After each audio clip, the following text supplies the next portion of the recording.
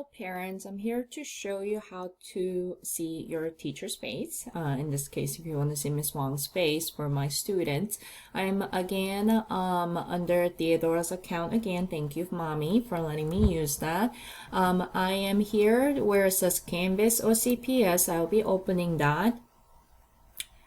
And then you're gonna see that my course will say Language Art Grade 3 Wang, because I'm Miss Wang.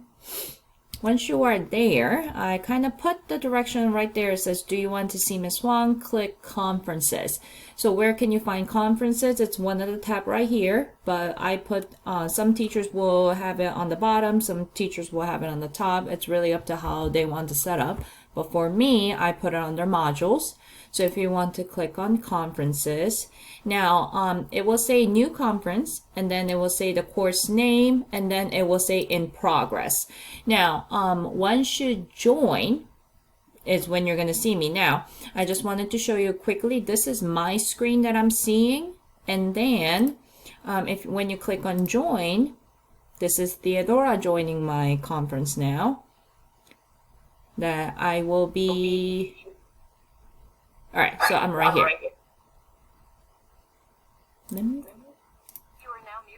All right, let me turn off my speaker. Now, so right here, I am seeing that Theodora is logged in and I am right here.